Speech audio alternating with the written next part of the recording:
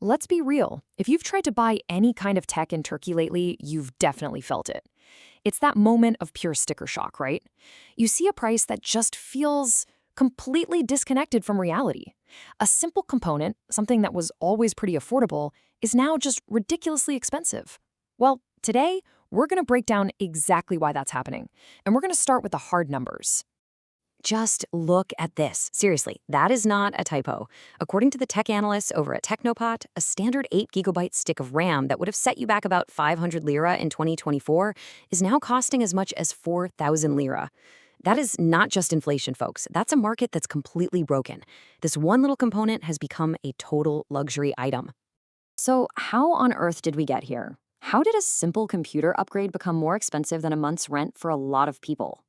This isn't just a simple story of supply and demand. No, this is a story about a massive global revolution that is creating a very, very real crisis right here at home.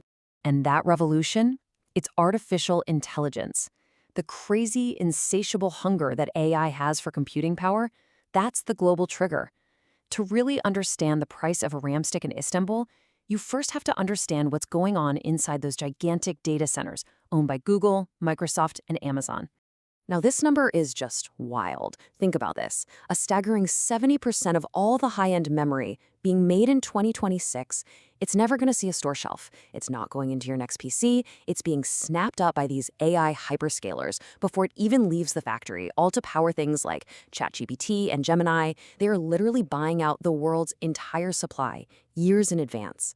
And listen, don't just take my word for it. This isn't just some media hype. This is the chief operating officer of Dell.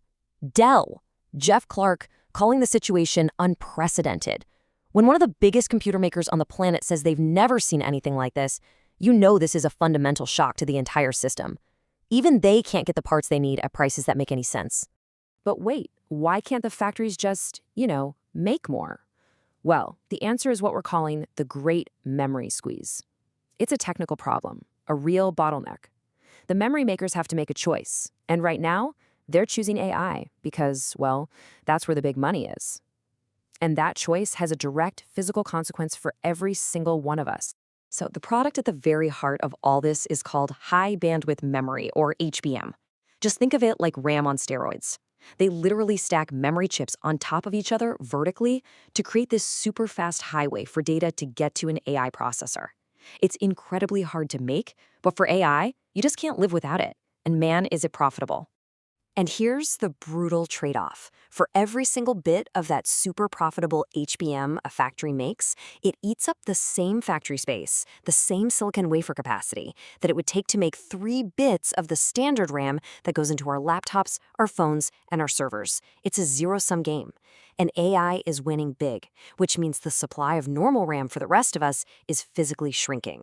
Okay, so now that we've got the global squeeze figured out, let's bring it all the way back home to Turkey, because this is where that global problem smashes into a wall of local economic realities. And that collision creates what analysts are calling a second shock. This right here is basically the formula for our local crisis. You take that massive global price surge from the AI boom, and then you multiply it by our own local currency issues and all the import taxes. What you get is a cost explosion that is uniquely, incredibly severe right here.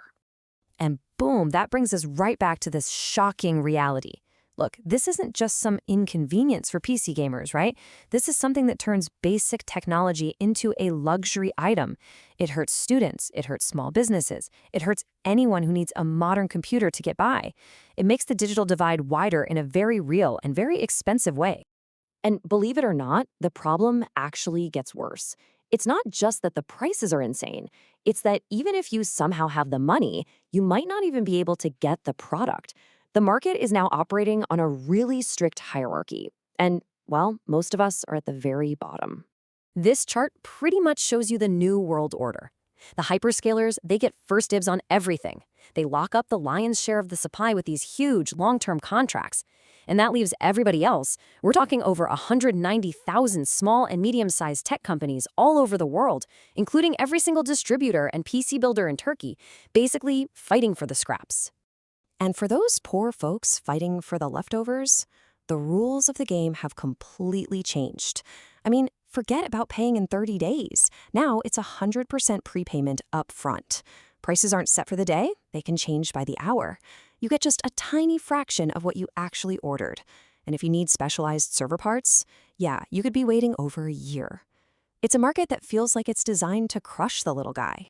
So if you run a small business, or you manage an IT budget, or you're just trying to build a new computer, these aren't just abstract problems. This is the new, harsh reality we're all living in. Sharing this explainer really helps more people understand the powerful forces that are reshaping our access to technology. Okay, so is there any light at the end of the tunnel? Is this just another temporary supply chain mess like we saw during the pandemic, or is this something bigger, something more permanent? Well, I gotta be honest, the timeline is not very comforting. This whole crisis really kicked off in late 2025. We're right in the peak of it now in 2026 because the entire year's supply of high-end memory is already completely sold out. The absolute earliest that experts see any chance of relief is late 2027, and that's a big if. It only happens if these massive, multi-billion-dollar new factories come online without a single problem. We're in this for a while. And that really leaves us with one final and pretty crucial question. Are we just watching a temporary storm pass by? Or are we in the middle of a permanent reset of the world's technological resources? A structural shift where technology is no longer built for the many, but for the very, very few. For the giant AI companies who can afford to buy the entire future, one memory chip at a time.